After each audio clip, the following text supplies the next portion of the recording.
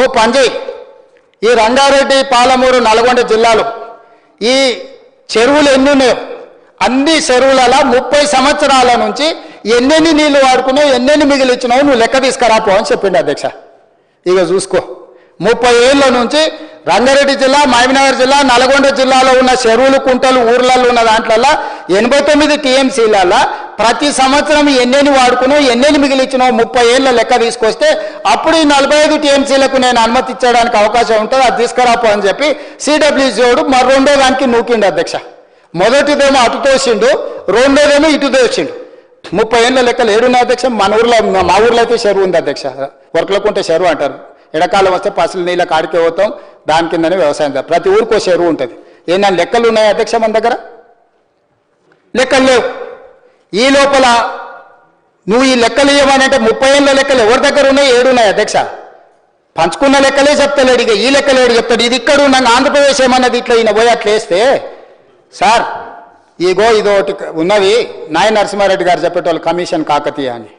Sir వీళ్ళు అబద్ధాలు చెప్తారు. 89 టీఎంసీలు కాదు 150 టీఎంసీలు వాడుకుంటారు మైనర్ ఇరిగేషన్లా. నిన్న మొన్ననే కమిషన్ కాకతీయాల ఇవన్నీ చెరువులు పునరుద్ధరించడం ఊర్ల కూర్లు పచ్చగా అయిపోయినాయి. మొత్తం చెరువులలో నీళ్లు నిండినాయి.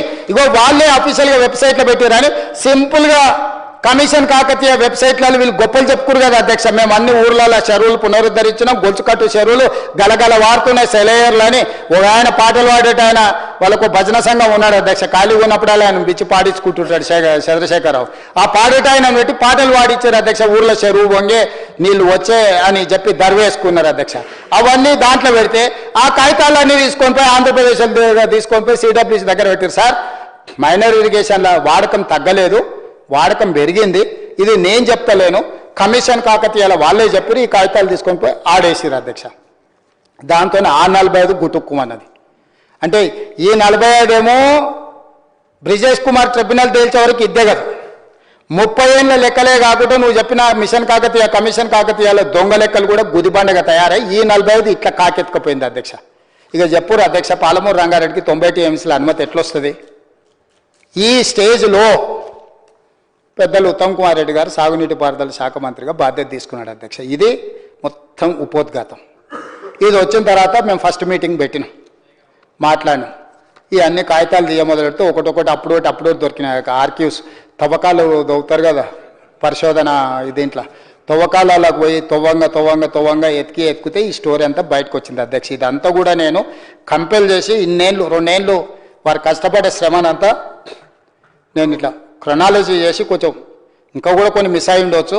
నాకు జ్ఞాపకం ఉన్నంత మేరకు నేను చదివినంత మేరకు నా దగ్గర కాగితాలు అందుబాటులో ఉన్న మేరకు మీకు రాసి ఈ స్టేజ్లో వారికి నాకు ఎంపీగా పనిచేసి కోమటిరెడ్డి వెంకటరెడ్డి గారు మేము ఎంపీగా పనిచేసి ఆ ప్రభుత్వంలో మంత్రులు కానీ ఎంపీలు కానీ మాకు పరిచయం ఉండి ఇక మళ్ళీ పోయి కూర్చున్నాం. అయ్యా 30 ఏళ్ళ లెక్కలు అడిగితే ఎవరి దగ్గర ఉన్నాయి? ఎందుకంటే అంతా ఒక్కొక్క చెరువుకు లెక్కలు కట్టాలంటే చెరువులు ఉన్నాయా తెలియదు, చెరువులు లేవా తెలియదు, రియల్ ఎస్టేట్ ప్లాట్లు అయినాయా తెలియదు, ప్లాట్లలో ఇండ్లు అయినాయా తెలియదు. ఇవన్నీ లెక్కలు ఏడాదిస్తా నీకు దండం పెడతా. గట్ల అడగక కానీ క్లస్టర్ కింద అడుగు లెక్క తెచ్చిస్తా.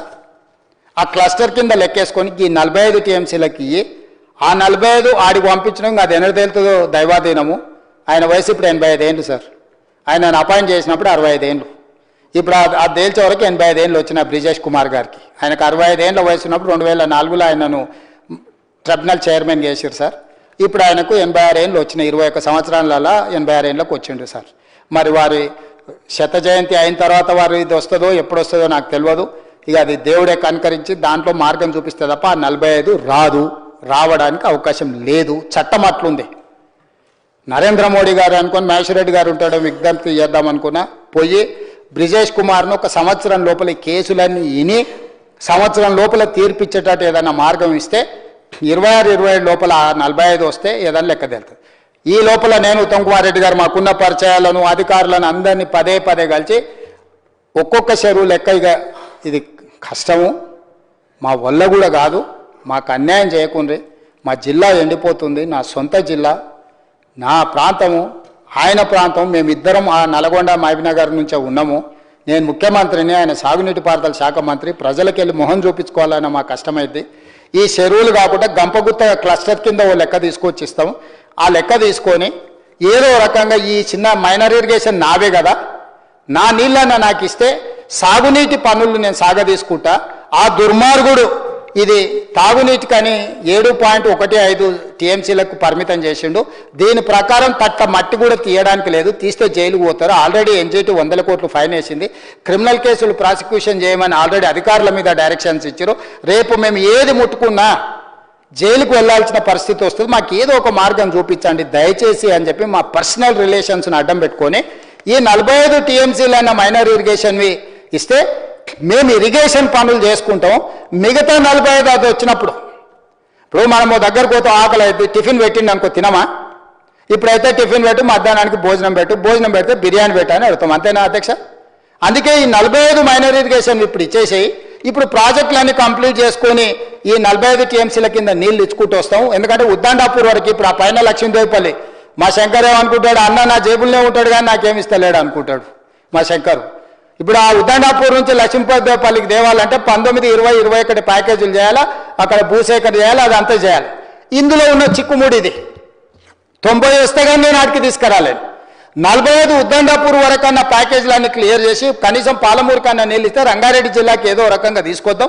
రెండో ఫేజ్ 2 కింద తెద్దామని చెప్పి మేము లెటర్ పెట్టి మొత్తానికి 90 కావాలా, ఇప్పుడు 45 ఇంకో 45 అని ఉత్తమ్ కుమార్ రెడ్డి గారు మా పరిచయాలతోని వాళ్ళు ఏదో ఒక కొలికి పట్టుకొచ్చి వాళ్ళని ప్రసన్నం చేసుకుని లెటర్ రాసినాం. ఈరోజు అధ్యక్ష ఈయన దుర్మార్గం వల్ల 27,000 కోట్ల రూపాయలు ఖర్చు పెట్టినా ఒక్క ఇంచు కూడా సాగునీరు కింద వాడడానికి లేదు ఈ ప్రాజెక్టు. ఇప్పుడు పెట్టిన అన్ని పంపులు లిఫ్టులోనికి పేమెంట్లు ఇవ్వడానికి సరిపోయినాయి తప్ప ఎకరాకు నీళ్ళు ఇవ్వడానికి కుదరదు. అందుకే మొదటి విడతగా వ్యవసాయానికి 45 టీఎంసీల నీళ్లు మాకివ్వు, మేము వ్యవసాయం పనులు కూడా చేసుకుంటాము, ఆ తర్వాత 45 అక్కడ కూడా మేము తెలుసుకుంటామని చెప్పి మోడీ గారి దగ్గరికి నేను బట్టి గారు నేను శ్రీధర్ బాబు గారి దగ్గరికి వెళ్ళి సార్ 21 ఏళ్ళు అయింది, ఆయన వయసు 85 ఏళ్ళు అయింది, నా వయసు 85 ఏళ్ళు వచ్చేవారు కూడా నువ్వు చేయకపోతే కష్టం సార్, మీకు 75 ఉన్నాయి, ఆయనకి 85 ఉన్నాయి, నాకు 55 ఉన్నాయి, నా వయసు 75 వచ్చేవారు కూడా నువ్వు తెలుసకపోతే కష్టం అవుతుంది సార్, నువ్వు జర కిందికి మాట చెప్పు. ఆ మంత్రి గారికి చెప్పి ఆయనను పిలిచి సంవత్సరం లోపల తేల్చమని చెప్పి అంతకుముందు 3 నెలలకు ఒకసారి కేసినట్టు ఇప్పుడు నెలకు 3 సార్లు 2 సార్లు ఈయన కాడికి పట్టుకొచ్చినాం అధ్యక్ష. ఇప్పుడు టర్మ్స్ ఆఫ్ రెఫరెన్స్ ఇప్పించడమే కాకుండా తెలంగాణ వాదనలు వినిపించుకుంటూ ఒక కొలిక్కి పట్టుకొచ్చి ఇప్పుడు కొంచెం పట్టాలు ఎక్కించినాం అధ్యక్ష. దేవుడు చల్లగా చూస్తే సంవత్సరం తిరిగే లోపల ఈరోజు బ్రిజేష్ కుమార్ ట్రిబ్యునల్ నుంచి మనకు కావాల్సిన నీటి హక్కుల కొట్లాడి తెచ్చుకొని ప్రాజెక్టు కట్టాలనేది మా ఆలోచన అధ్యక్ష. ఇంత కష్టపడి ఇంత తిప్పలపడి ఎవడు ఎన్ని తెచ్చినా పట్టించుకోకుండా, ఎవడు చదువు వచ్చిందన్నా రాదన్నా ఇదన్నా అదన్నా, నాకు వ్యవసాయం తెలుసు, కలుపు మొక్కలు వీకేది తెలుసు కాబట్టి చూడంగానే గుర్తుపడతాడు వ్యవసాయం ఏం చదువు వస్తుంది అధ్యక్ష. వ్యవసాయం చేసేటోనికి ఏడ కలుపు మొక్క ఉందో గుర్తుపడతాడా?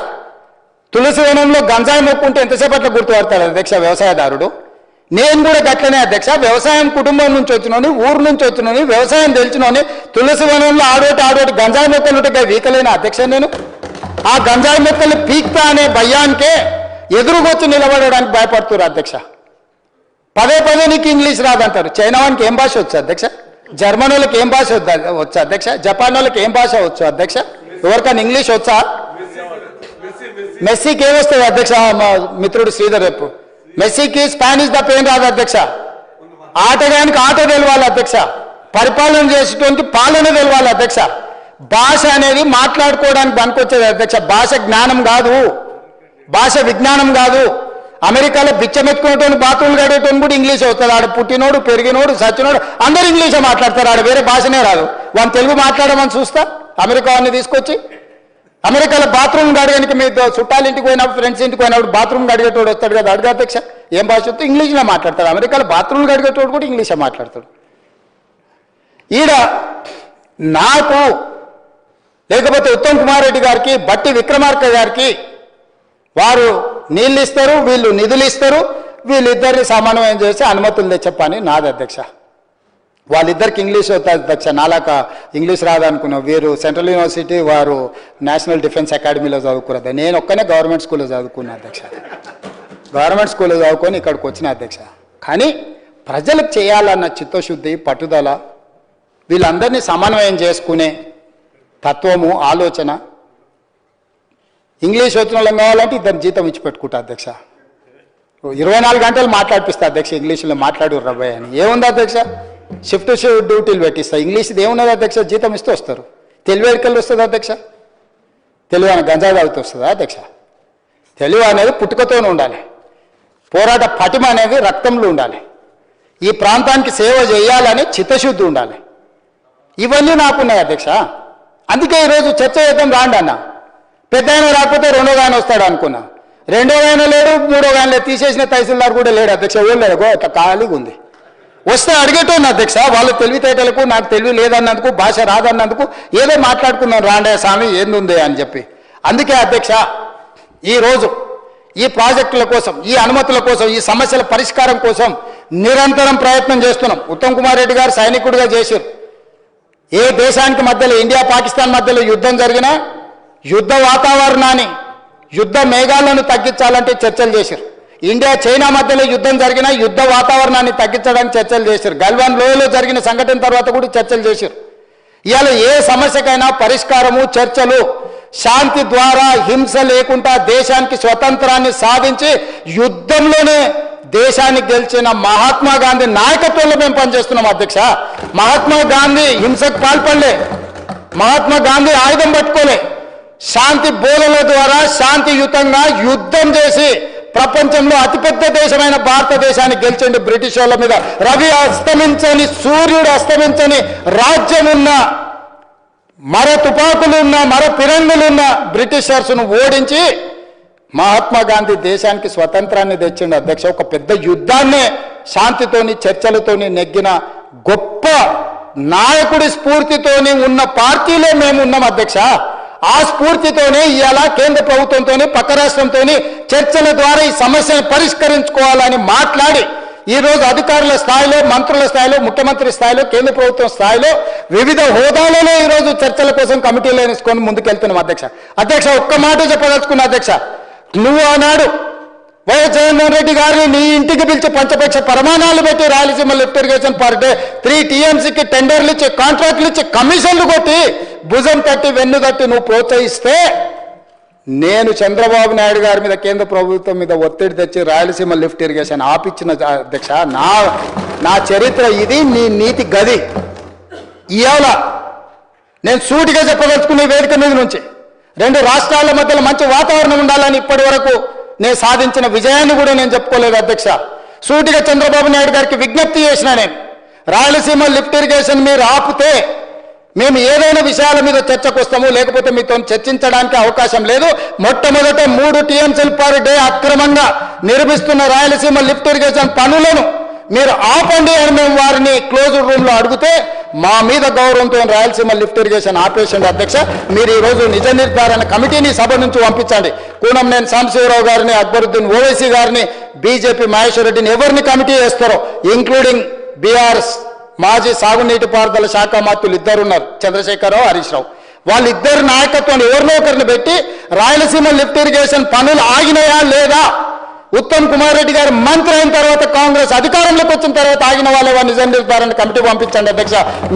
మీరు ఆదేశాలు ఇవ్వండి అధ్యక్ష. ఈ సభ నుంచి మేము అక్కడ రాయలసీమ లిఫ్ట్ను 3 TMCలు పర్ డే దోపిడీని ఆపిచ్చి చర్చల పేరు మీద ఈరోజు పాలమూరు రంగారెడ్డి ఎత్తిపోతలకు అనుకూలంగా నిర్ణయాలు వచ్చి, ఉమ్మడి రాష్ట్రంలో మా ప్రాజెక్టులకు మీరు ఎలాంటి అభ్యంతరాలు పెట్టకండి, మా కడుపు కొట్టకండి అని వాళ్ళ మీద ఒత్తిడి తీసుకొచ్చి ఈరోజు ఒక కొలికి పట్టుకొచ్చినాం అధ్యక్ష.